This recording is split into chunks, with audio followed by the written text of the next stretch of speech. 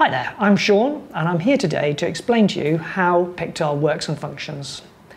But before I go too far, I'd like to explain to you why we introduced the product to start with. And that is because there are two basic issues about taking pictures with your phone, which everybody's doing nowadays. The cameras are actually getting better and better. However, there are two fundamental issues about taking pictures with a phone. Those are that when you hold it, it's designed as a phone and it's difficult to hold. And also when you press the screen, inevitably the camera shakes. And camera shakes lead to blurred photographs. Secondly, increasingly all the functionality within the phone is on automatic, and the user has absolutely no control over the picture. However, Pictar solves that problem. It does that by providing a firm grip to hold the product, and it gives you all these wheels and buttons so that you can control the picture on the fly. To the product line. There are two sizes of Pictar. There's the Pictar 1 and the Pictar 1 Plus. The Pictar 1 fits the smaller phones and the Pictar 1 Plus fits the larger phones like the iPhone Plus. Onto the packaging. There are two boxes, and for the Pictar 1 Plus and for the Pictar 1. Let's have a look at the box. The box itself has got some icons here. It's showing that it fits both Android and Apple phones. So one device fits both products. And then on the edge here, it shows the different phones that that this particular model works with.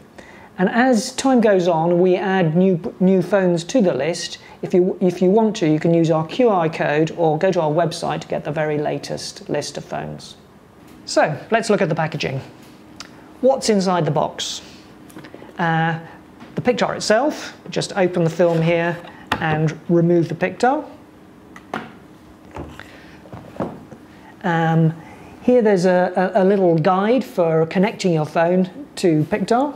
And there's also a little tab here which you pull out, and that activates the battery. Underneath, take the tray out.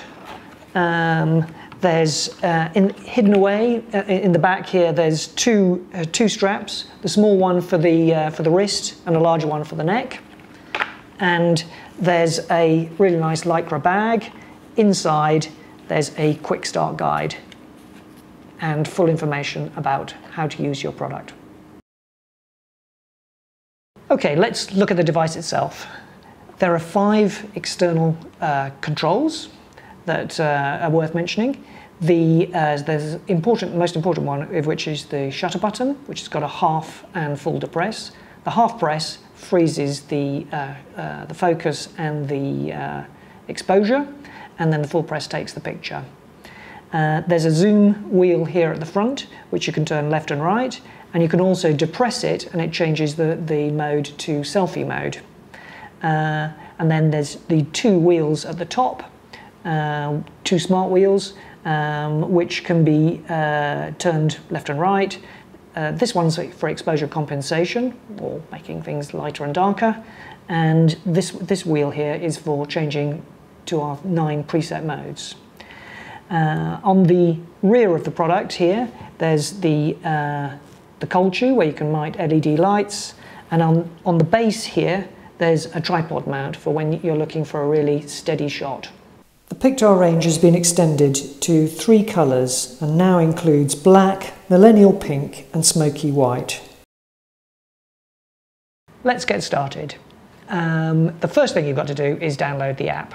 And if you've got an iPhone, you go to the App Store. If you've got an Android device, you just go to Google Play. And I've got an iPhone, so go to the App Store and download the Pictar app. Now the apps are downloaded, we're ready to connect the Pictar and the phone together. It's really very simple. Just take the device, place the base of the phone in the bottom of the drawer, and then push with your thumb downwards and it holds it in position. It's equally easy to take it out. You just simply use your thumb to push it out at the top here and it pops out. And now I'm ready to show you how the app works. So now open the app, and when you first open the app, you have to go through a setup procedure, which is giving our app the ability to use the microphone, which is important because that's how the communication system works.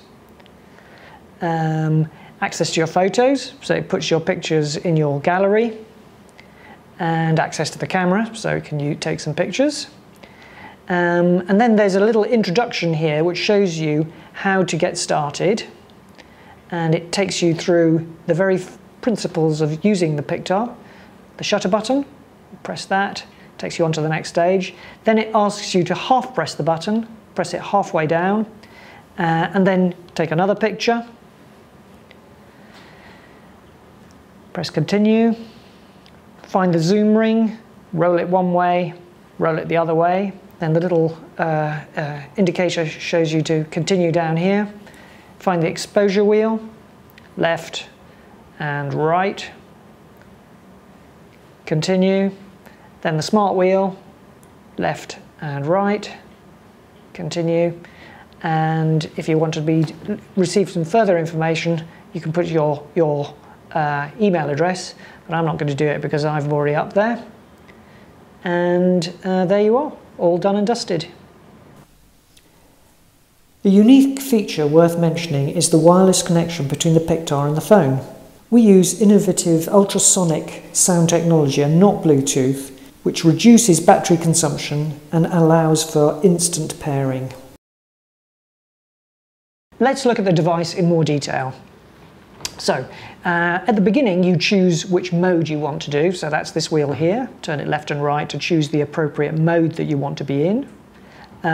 Once you've done that, you can then frame the shot with the zoom function, which is here at the front. Zoom it in or zoom it out, get it nicely framed up. And then you can, if you fancy getting a quick selfie in between, you can click the button and that shows me on screen. Switch it back. Then the next stage is to check that your exposure is correct, so exposure compensation, get that to where you want to. Then half press, that brings up the wheel, which you can split into two. That's the zoom and this is the exposure. So if you're looking to expose the table in one way and still have the Pictar in focus, then you'd split the two like that.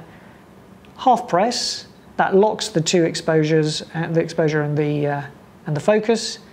Then fully press, takes the picture. So let's dive into the app now. Now we've made the app with 9 preset modes, and we've done that because we want to give you the control over your photography to whatever level your photography is. And so we go all the way from auto to manual, and a whole load of other interesting features are unlocked by this process. Those include ISO, shutter speed, focus, which are really the 3 basic principles of photography. So let's explore auto mode. It's the most basic mode, but you can control the virtual wheel, which is here on the right-hand side, turn the flash on and off.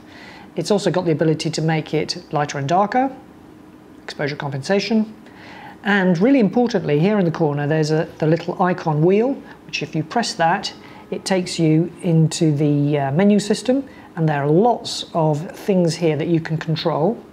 Obviously, as you go into the more advanced modes that we've got, there are additional features. So really you need to, in every single mode, explore each of the different sub-menus to see what's available there, so that you can take your photography that little bit further. Let's explore ISO mode next.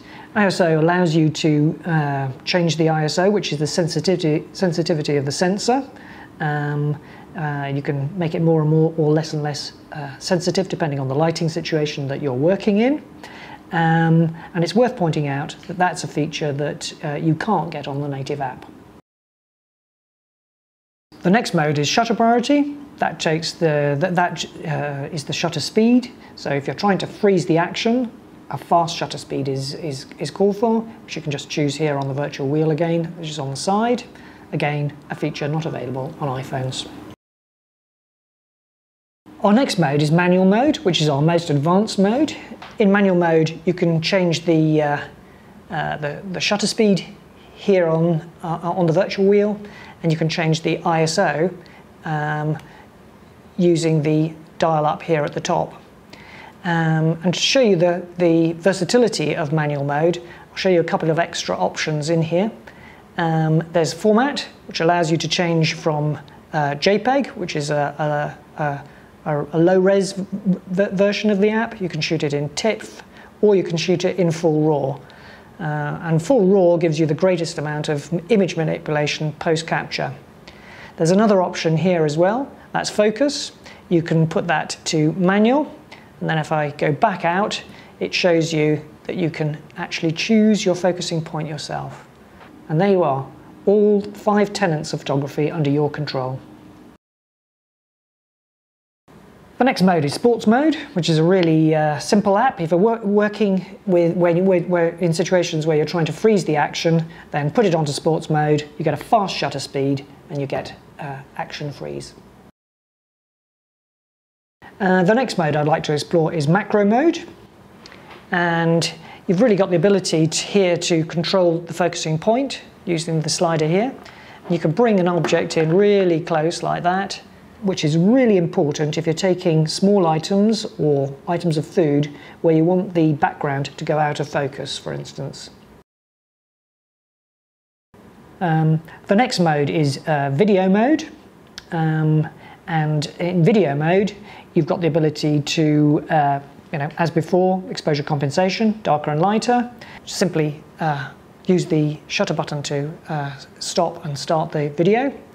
And then, interestingly, in here there's a really useful function, horizon, which you turn that on, and I can show you. It puts this little indicator on the screen, shows you when it's got it absolutely level at 0 degrees. So if you're trying to get that perfect orientation, that's the way to do it. The next mode is selfie mode. There you go. You can see why we have it. So you can see me and the cameraman at the same time. But why have we got a selfie mode and a selfie button, you might ask? Well, let me show you why. In here, there's the ability to reallocate the buttons, and you can change it from using it as a selfie mode to switching it across to using it so that if you've got a twin lens camera like I have, which is you've got the ability to click the zoom function, and that changes it from telephoto to wide angle, basically an optical zoom. So that's why we've got selfie mode.